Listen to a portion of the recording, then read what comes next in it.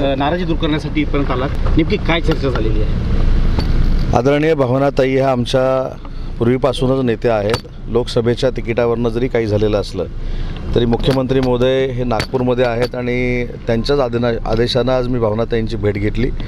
माझी आणि त्यांची देखील अतिशय सविस्तर चर्चा ही मुख्यमंत्री महोदयांच्या आदेशानं झालेली आहे. त्याच्यानंतर भावनाताई स्वतः मोबाईलवरनं मुख्यमंत्री महोदयांशी बोललेल्या आहेत. सकारात्मक चर्चा झालेली आहे. मी आता आमच्या सगळ्या पदाधिकाऱ्यांना देखील सांगितले की त्या स्वतः मुख्यमंत्र्यांशी भेट घेणार आहेत येत्या 2 दिवसामध्ये.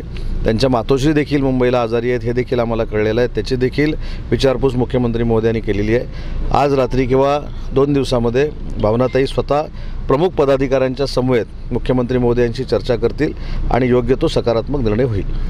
काल जो राज ठाकरे यांनी पाठिंबा दिलेला आहे त्या संदर्भात आपली भूमिका काय? त्यावर आज सामनामधून प्रखर टीका करण्यात आलेली आहे. नाही, राजसाहेब ठाकरेंनी जो महायुतीला पाठिंबा दिलेला आहे त्याचा आम्ही आनंदच व्यक्त करतो.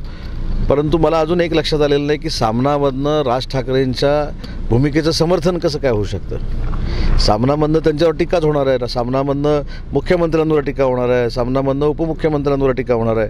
परंतु सामना मला असं वाटतं की शिंदेसाहेबांनी हा निर्णय घेतल्यानंतर वंदनीय बाळासाहेबांच्या विचाराची शिवसेना चालवत असताना सामनाची दखल कोण महाराष्ट्रातले शिवसैनिक किंवा जनता घेते असं मला वाटत नाही.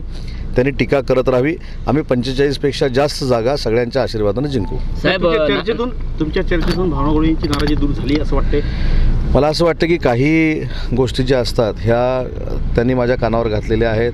मुख्यमंत्री महोदयांची सविस्तर चर्चा त्यांची टेलिफोनवरनं झालेली आहे आणि स्वतः हजारो लोकांच्या समोर भावनाताई ही माझी सख्खी बहीण आहे असं वक्तव्य मुख्यमंत्री महोदयांनी केलेलं आहे आणि तिच्यावर कुठचाही राजकीय अन्याय होणार नाही हे देखील साहेबांनी सांगितलेलं आहे. त्याच पद्धतीनं नक्की कार्यवाही मुख्यमंत्री महोदय करतील हाच विश्वास घेऊन मी आज ताईंना भेटलेलो आहे. नाना पटोलेंच्या गाडीचा अपघात झाला आहे, त्याचे काँग्रेसने असा आरोप केला आहे की विरोधकांना संपून भाजपला राजकारण करायचे का, घातपात करण्याचा प्रयत्न होता. नानासाहेबांच्या गाडीला जर अपघात झाला असेल तर त्यांच्या प्रकृतीची मी देखील विचारपूस करेन.